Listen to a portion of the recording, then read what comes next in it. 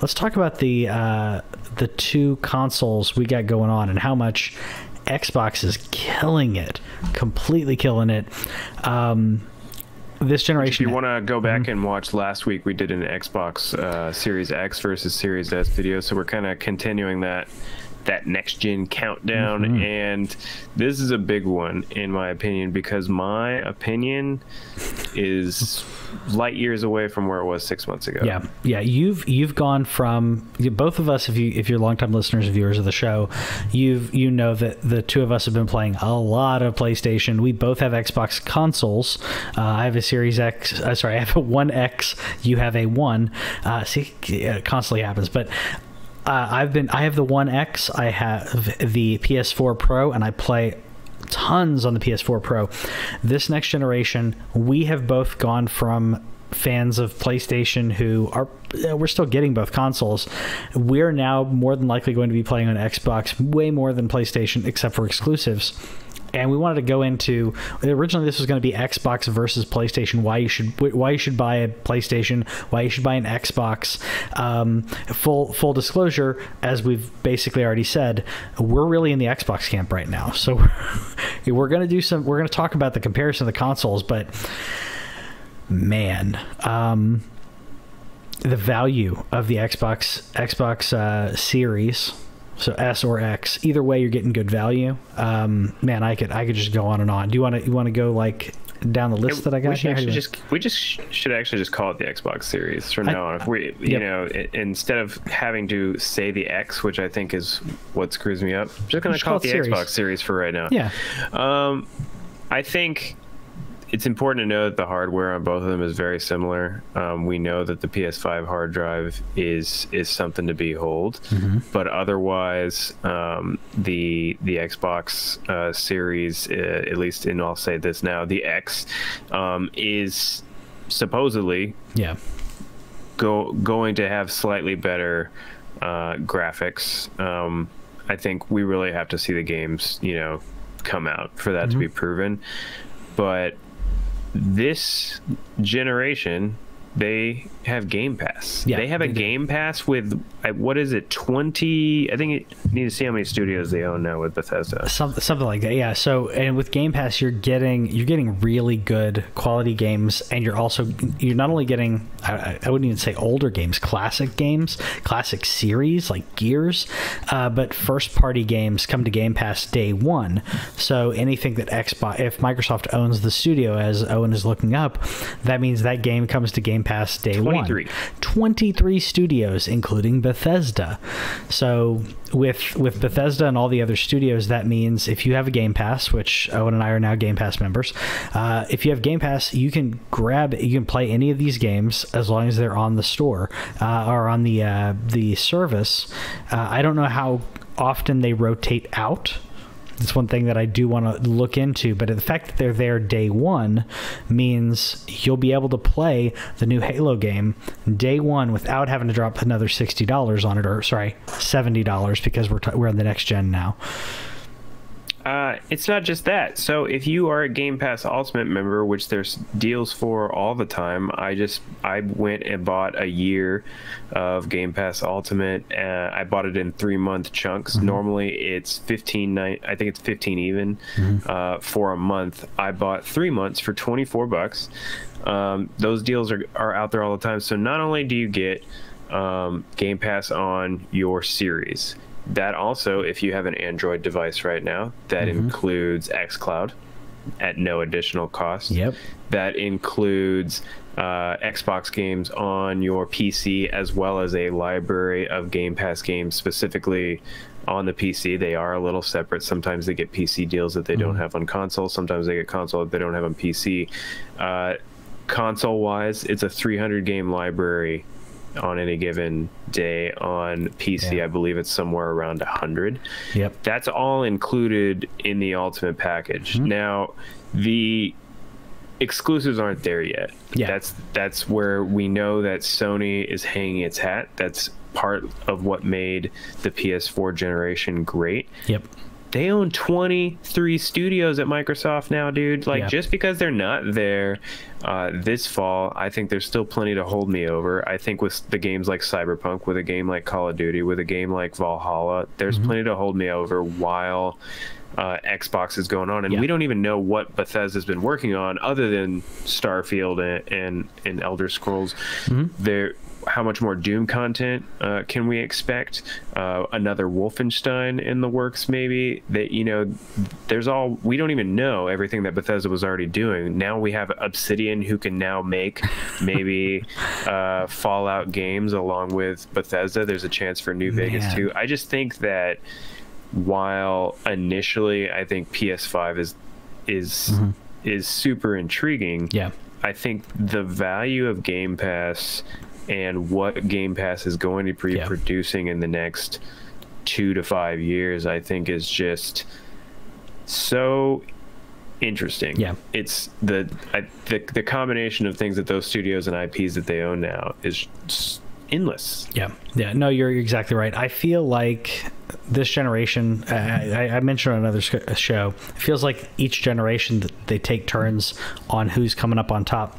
The Xbox 360 did better than the PS3. Sony learned its lessons. PS4 did better than the Xbox One. I feel like this is going to be Xbox's year, and you're right.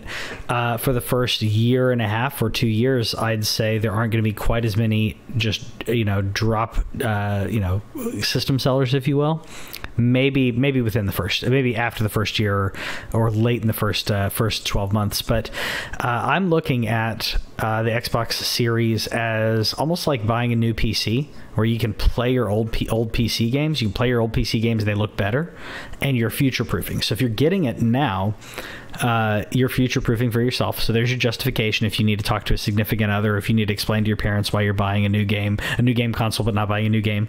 And if you get the all access, if you're doing all access with your credit check, then you're paying per month and you get Game Pass with it, which I think is one of the best deals, especially if you're like a college student or have a limited budget. Getting a Series S for $24.99 a month and having access to Game Pass means for $24.99 a month, then you get access to all these games day one. I would have killed for that in college, man. I would have killed for that. I played like the same game constantly in college.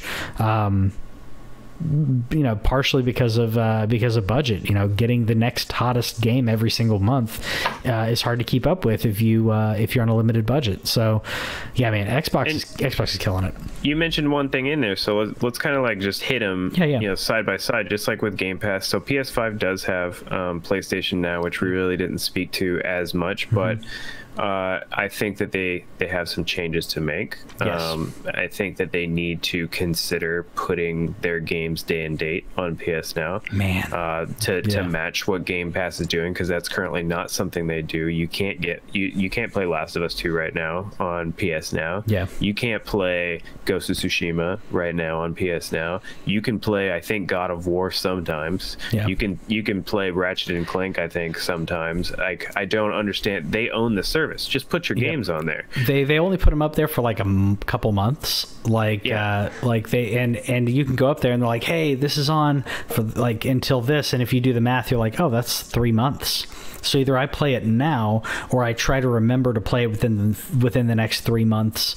That's confusing. I think that PlayStation has a waste. I think PlayStation can steal the ideas from Game Pass, and we can have two very good competitors on different consoles. Having that content available day one, I think, would be great.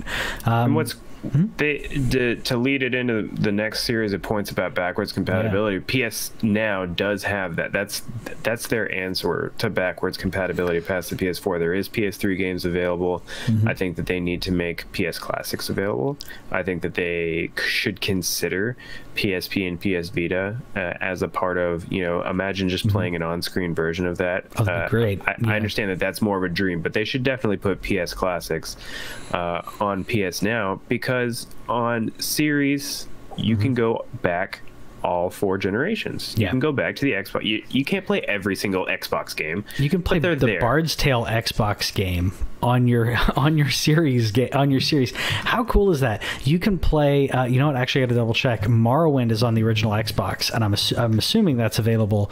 That's backwards compatible. I may double check that. But yeah, there's so many games you can play. 4 generations of backwards compatibility. There are some gaps in here, which I've ranted about. There are certain hidden gems, if you will, that I absolutely love. That's the reason I have my PS3 and other consoles. There are certain gems that didn't get carried over, but I'd say 98-99% of each generation got carried over. Xbox 360 to Xbox One, definitely. I'd say 98%, 99% of the games. So let's see right now. We have 568 360 games.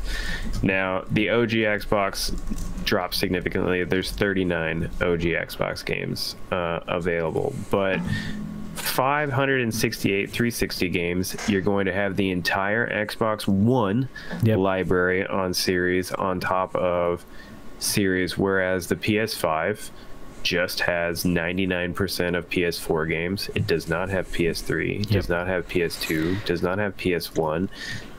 I'm disappointed in that. Yeah, I'm really disappointed in that as a PlayStation fan. I'm really disappointed in that. In that there are amazing games that could come over and that should come over. I think that now we're in especially with the beasts of consoles that these are, that it doesn't even have a PlayStation 3 emulator. If you put in a PS3 game, that it can't play an emulation of the game. That sucks. That really sucks. It's a beast enough of a console. I would think that that they would be able to figure that out. Xbox is sure as heck figured it out. So. Yeah, and history has shown that's not a system seller. That's not something that moves consoles, and that's why Sony doesn't care about it. But for me, I'm getting, I'm not old, but I'm getting older, and I don't have as much space to put out every single one of my consoles. I like the idea that I'm a much longer term PlayStation gamer, but I would like the idea that my PlayStation library is just going to go with me through the next 10, 15, 20 years. And if I start investing in X games now, and Xbox games now, then I could go back. There's a list right now. You can go to the website and you can see exactly which games are backwards compatible. If I came across discs at garage sales or whatever, or at the thrift shop, or there's a chance that I could build that collection and I can safely sell my Xbox One. Once I get my Series X, I don't need my Xbox One anymore if I want to, and I'm just keeping that one device moving generation to generation. Sure, you could keep your old one. My plan is to keep my previous gen consoles. Sure, they're in a separate room.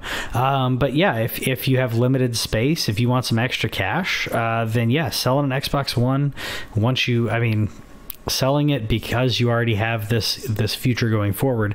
I think it gives people comfort in moving to a next generation. It's not a system seller, but it makes it easier to justify the purchase when everything that you've purchased the past 8 years can come with you.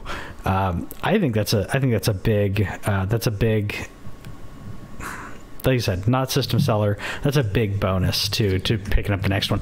PlayStation, you will be able to bring everything for the past 8 years forward as long as it was a PlayStation 4 game. But I've played some Xbox 360 games like the past year and a half. I've played some Xbox 360 games on my Xbox One, and I'm going to do the same thing going forward. And I did double check. Morrowind is playable on my Xbox One X. So, yeah, I mean, these are and Knights of the Old Republic is playable as well. These are great games that you can continue to play, going forward into the future without having to figure out how your PC can play them. As well as, I guess that way, speaking, well, I won't skip too far forward. I was going to say cross-gen saves. Yeah. It skips a little bit, but I think that segues directly into that. Right into that, because if I'm playing a game, on a PS4 version of, say, Valhalla, that's what Owen and I were talking about, like, right before we started the show. If I'm playing Xbox One version of Valhalla and I don't have my Xbox Series, then I get a Series later on, that generation will come over with me. My save, sorry, will come over with me, meaning not only will I get a free upgraded version on the titles that they've listed, which is a good amount of titles, my save game will come over with me for 8th generation and 9th generation, that is. So Xbox One to Xbox Series. That's a big thing for anyone who's not buying their console now. That's something big in the next year or 2 years or so. I think it's a big thing, especially for games like Cyberpunk. Man, because Cyberpunk's a game you're going to sink a lot of hours into, and you may not want to restart it. Maybe you do, maybe you don't. Well, both companies have said that the support for current gen games is going to continue for a while. Sony may not directly, but we already have discovered that Horizon Zero Dawn 2 is going to be on PS4. We've discovered that what's the other game that's going to be on? Spider-Man Miles Morales. Spider-Man Miles Morales, yeah. Those are both PS4 games. Now, this hasn't been a good year for everybody, man. Like, you know, there's a chance that you don't get to jump to next gen day and day like me and Patrick did. We're very fortunate, and we're very we both work very hard, but we're very fortunate to be able to say, I'm getting a PS5 and I'm getting a Series X. Not everybody is that way, but they still want to play Cyberpunk. I discovered today that you can pre-order the PS4 version of Assassin's Creed Valhalla for $50 instead of $60. And Ubisoft has already said that they're going to upgrade that for free. Now, I sink 100 hours into Valhalla. You know, if you've played Origins or if you've played Odyssey recently, those are long games. You can get lost in that game for a long time. Christmas comes along, you know, maybe I'm lucky I got my Xbox for Christmas, or next year, my birthday next year, or I get a new job, or whatever happens in 2021 or even 2022 even. All these games that I put all this time into, PS5 has said you cannot do cross-gen saves, and Xbox can, and I don't get it, dude. It makes zero sense to me. That hurt me. Like, I felt pain as a PlayStation fan. I felt pain because I'm thinking that's time and investment into a game save that should be able to come to carry over, especially when you're talking about the game saves of multi-platform games, because we're not talking about like, oh, Sony's exclusives or whatever. No, we're talking about Valhalla is not going to, Cyberpunk is not going to carry over. So Miles is one thing where they are doing some funky things when it comes to the sales of it. I feel like we're trashing PlayStation this entire time, but it's true. But that's what happens when you fumble like this. Xbox, if I get a game on Xbox that is also Xbox One that's also on Series, I can bring it over. It can grow with me. I mentioned earlier, because I know it's not in this kind of vein, but imagine a game like Witcher 3 that people put years into, and then you upgrade your console and you can't take your save game. Come on. Now, I do want to be very clear, because we are skipping over something. So whenever I say that the cross-gen saves are not coming over, that means that if a company chooses to upgrade their game, so if CD Projekt Red goes back to Witcher 3, which they absolutely should, and do an up-resed version, an upgraded version for PS5. If you upgrade your game, your save does not upgrade with you. Now, if you're playing a backwards compatible game, you're playing Witcher 3 on PS5, you're playing the PS4 version, so that means that it's not taking advantage of what the PS5 can do. That's where you get to keep your save. So I want to be very clear, when I'm talking about cross-gen, I'm talking about games that get upgraded. Correct. Like AC Valhalla, you get a free upgrade from Ubisoft. Miles Morales gets upgraded to the PS5 version.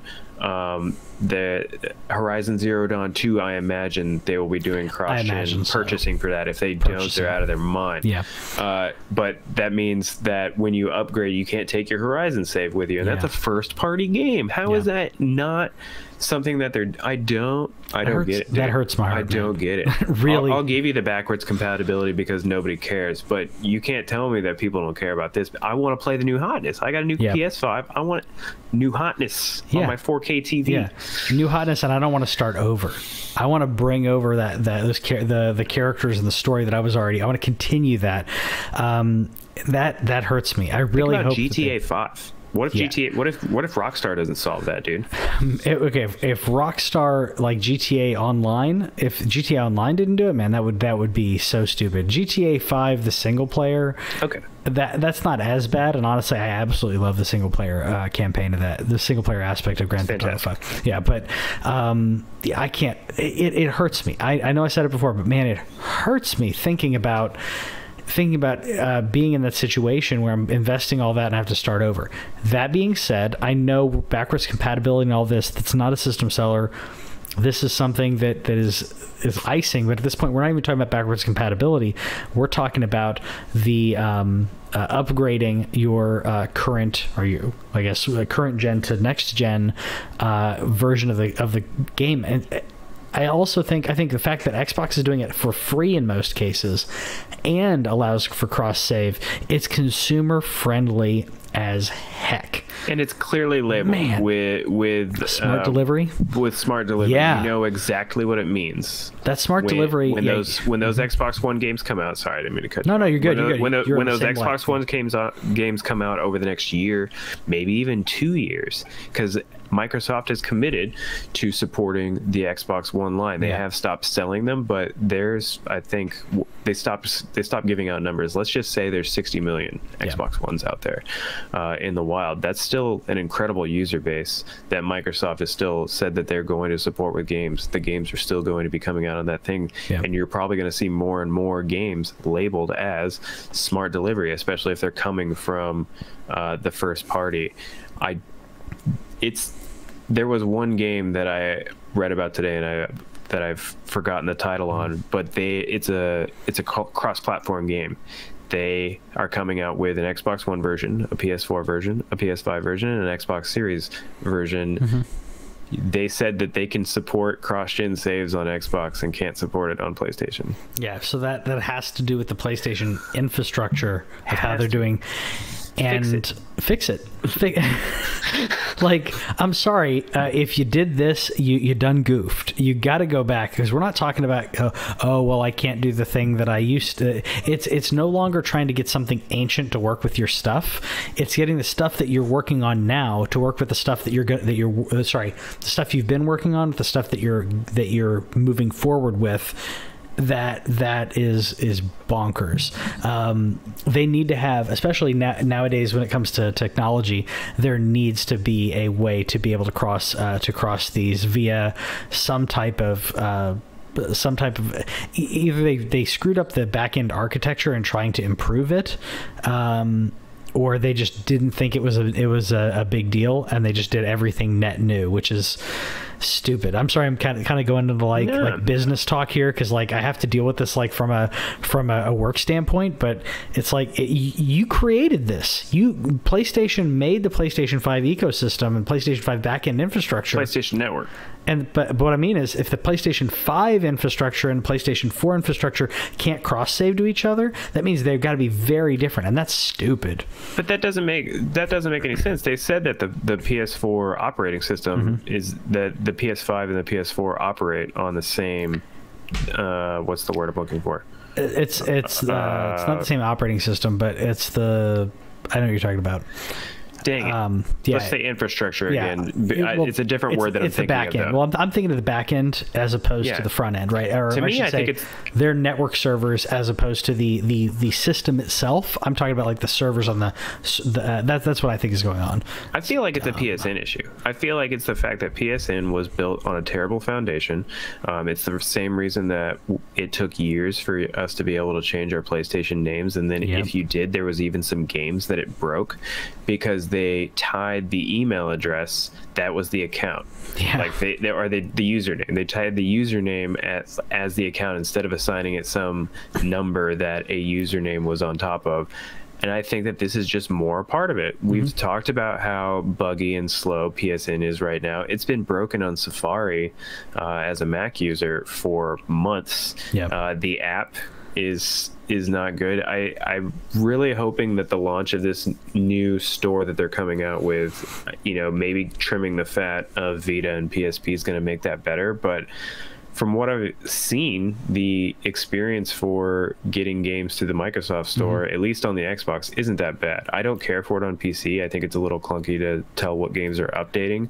But I think that's because they made it look like a console and it's a PC. So it's like, there's something there. But everything's just so far just pointing to easy. What we always talk about on this show is why we like console gaming so much is because it's easy. And Xbox is going easy this gen. It's easy, and I mean, the smart delivery, by the way, which if you're not familiar with it, like, it's basically saying whichever system that you're purchasing it on, they're going to deliver it the correct version. You don't have to figure out like, oh, I grabbed the wrong box. This is supposed to be the Series S, not the Series X. It's going to get you the correct version, one to series to whatever. It's easy. It's consumer friendly. I'm so amazed that PlayStation is fumbling so hard on this. And it's like a lot of the things that we thought Xbox, because what we've been saying for, like, earlier this year, you and I were saying, well, Xbox doesn't have the exclusives. Xbox doesn't have the games. But now they're starting to. They're building up. I feel like they've been building up, buying studios, building up that those studio base. So now their console is going to have some amazing games on it.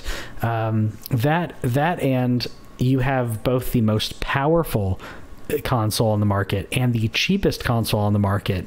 They have cornered the market on that. You want the biggest, baddest? That's Xbox. You need something cheap this holiday? That's Xbox. I mean, no matter what, they're winning. Unless you want to not mince words, unless you want to get into nitty gritty of like, oh, well, Demon Souls is going to be on PlayStation. Spider-Man is going to be on PlayStation. That's where there's two things that Sony has going for right now. It has the likes of Naughty Dog. It has the likes of Sony Santa Monica. It has the likes of Insomniac. It owns less studios. I think, let's check something out. Sony owns studios number. I want to say it's 9. I thought it was like 12 or 13. But they own less. I know Sony does get close to a lot of studios. They have a lot of close relationship with studios for exclusivity, but they don't straight up own them. Man. SIE owns 15 studios. Okay, so 15 to 21. A bunch of them do back-end stuff, but like they had the benefit of having an amazing generation. The PS4 generation, we saw God of War. We saw a new Ratchet. We saw Last of Us 2. We saw at the end of the PS3 era, we saw The Last of Us. We saw Uncharted 4. We saw Ghost of Tsushima. We saw Days Gone, which a lot of people say is a very underrated zombie game. That's not even counting all the stuff that's come out of Sony Japan Studio rather, with that they're still doing RPGs over there, that you never know what Japan Studio is going to do. They have that going for them. They have that. They don't have the same amount of quantity, but they do have a lot of quality, and they have one of the cheapest VRs on the market and a functioning VR store that has a pretty decent amount of games, and I believe that they're probably working on VR 2. I think they are. That's not available on the Series X. Again, not a system seller, but the PSVR, for those who don't know, is the highest selling VR headset in the world. And whenever I say the number, it doesn't sound as good, but I want to make it clear it's the highest selling. But there's somewhere around 5 million PSVRs out there. And like you said, it's not a system seller, but it differentiates the two. I think PSVR 2 is going to happen. I feel like and I know I said this earlier talking about the generation, like Xbox, what Xbox One did during, what Microsoft did during the Xbox One generation. I feel like Sony's going to have to do that. Sony's going to have to come up from being the underdog after fumbling so many of these things, flubbing announcements, and having what would almost feel like would be the basics down. I feel like they're going to have to come up from Xbox this generation. I feel like if people are educated consumers, and I feel like unless you're a hardcore fanboy of PlayStation, which you and I are pretty darn close to, Xbox is clearly the answer when it comes to this next generation, at least for the next couple of years. If you're wanting to buy a console right now, Xbox's value and the games that are coming onto them, as well as getting the free upgrades and Game Pass, I feel like Xbox has it.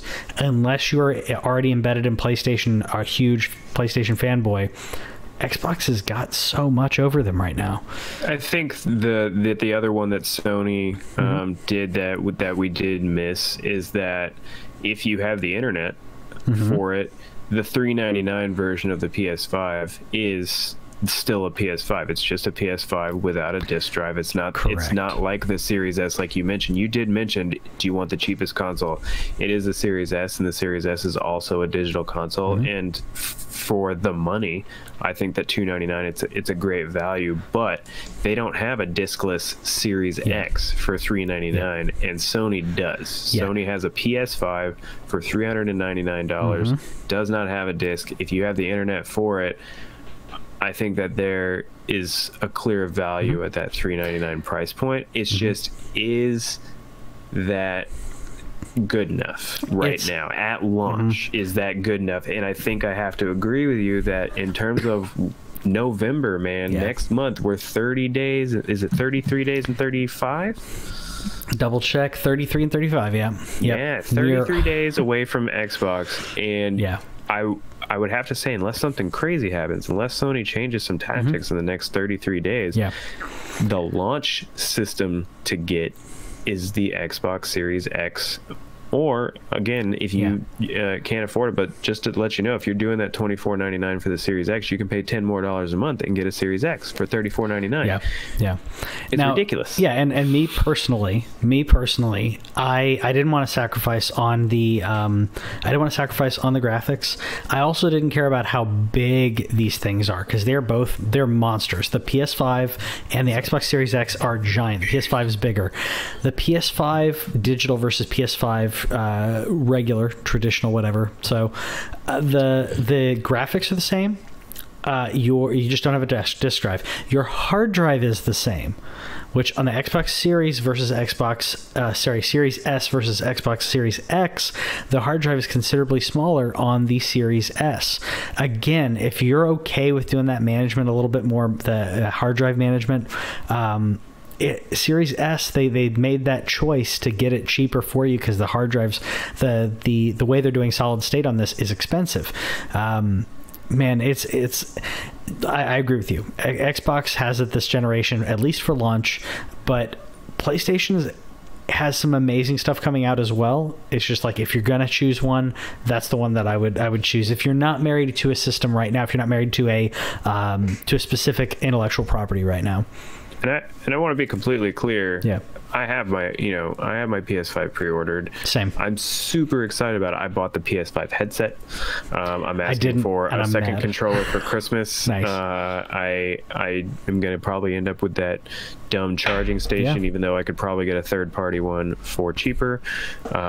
I want to make it extremely clear that I am so excited about my PlayStation 5. I am so excited about Miles Morales. This is literally this is me trying to be as objective as I can and saying, on paper, just the more I thought about it this week, whenever we were going to be talking about this whole versus, which one were you thinking? Like 2 months ago, this would have been a totally different thing of I would have just been singing PlayStation exclusives, PlayStation exclusives, PlayStation exclusives.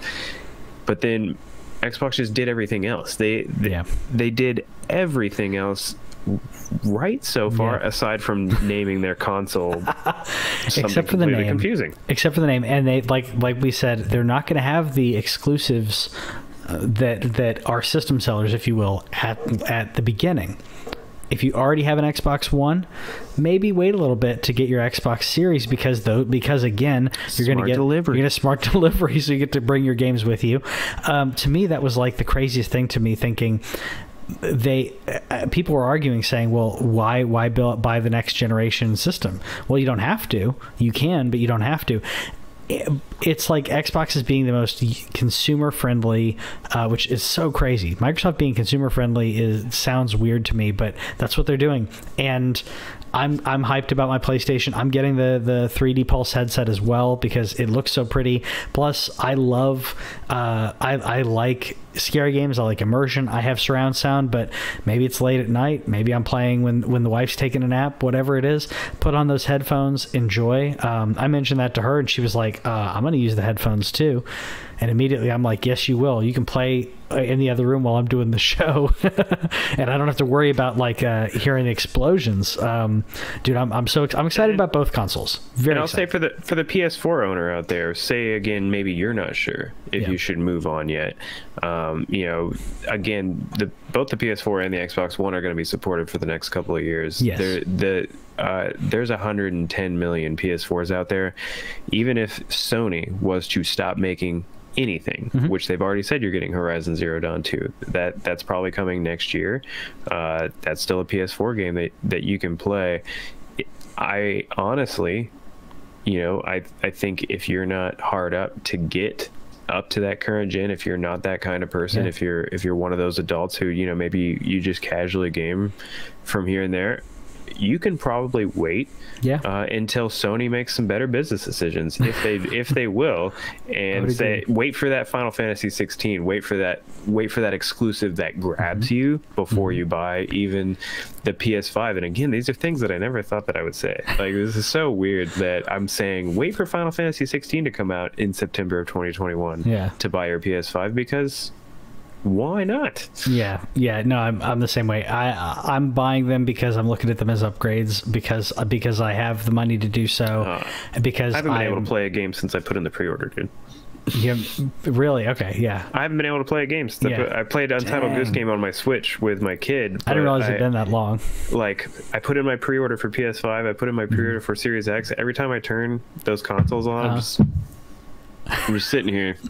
I'm like, can we load? Can we load? Someone was doing. I think it was Red Dead. They were doing Red Dead load on Xbox Series X and Xbox One X. You're laughing because you played Red Dead 2, and there was like Red Dead 2 loaded in 2 minutes and 37 seconds on the Xbox One X, and it was like 36 seconds on the Series X. I'm like, that's amazing.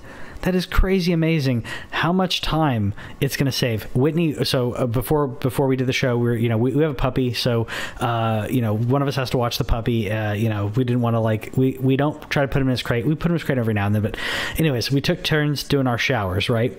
So she was like, all right, my turn to take a shower. It's like, tag, you're it. I got the puppy in the living room, and I turn on the Xbox One X. And by the time the Xbox One X boots, by the time my game comes on, I played for less than 2 minutes before she was done with her shower, and she was coming out like ready to watch The Office or whatever.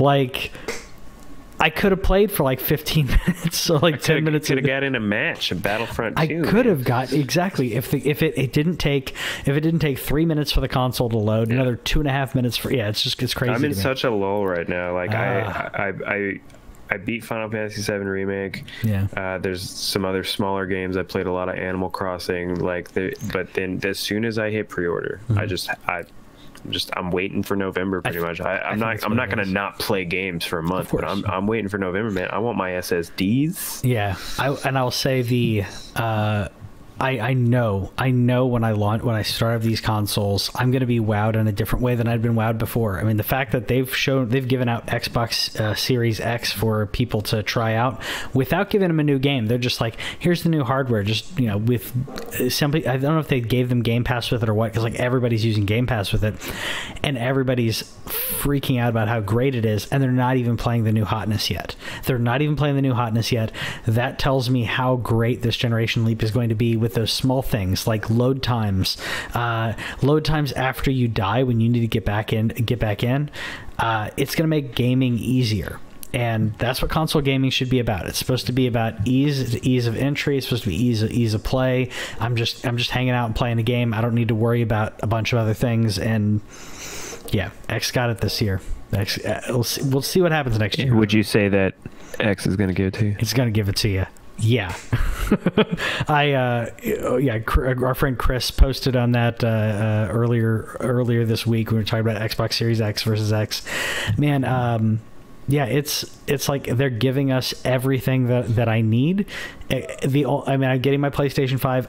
If you know me, I'm a huge Souls fan. So I'm going to be playing the Souls games on the PlayStation. I'm going to be playing Ratchet and Clank. I'm going to be playing Sackboy. I'm buying those games on my PlayStation. But man, Xbox has got so much going on that I know I'm going to be playing Xbox a lot too. Yeah. What a time to be a gamer, man. Yeah, I think as long as my Xbox gets here before, like that's the only reason I would play my Xbox first, because I'm getting Miles Morales day and date. That's the first, like that's the next gen game that I want to play first. Like I want that to be like my yes, we're in next gen moment. Unless something comes out that I think I'm probably going to get Cold War on Series X just to have a next gen game right away on Series X. And unless Game Pass gives me something, you never know what Microsoft's going to announce in the next month, like what's going to be available on Game Pass day and date. Xbox Series X launch. Let's go. 33 days. Countdown. It's countdown. This is pre-Christmas is what I'm calling it. This is pre-Christmas. I cannot wait. And then we get into Thanksgiving with these consoles too, and I can't wait. I'm glad we're getting them before it. I'm crossing my fingers on the Xbox Series because I may get it after launch. I hope I'm not, but PS5 I'm at least going to get at launch, so we'll see what happens. Yeah. Anyways, so that's it for the news this week. I hope you enjoyed it. Let us know what you think about Xbox versus PlayStation. Which one of these consoles do you think is right for you? Because we touted Xbox being what we think is the objective winner. Maybe there's reasons you like PlayStation. So let us know what you think about that, and check us out on Facebook, blah, blah, blah. Follow us on Facebook. Follow us on YouTube. Be part of the conversation where we're talking about this leap into next gen. Take the leap with us. Yeah, we'll see you next time. Every Thursday. Live every Thursday. And we'll see you next Thursday. See you later. Bye.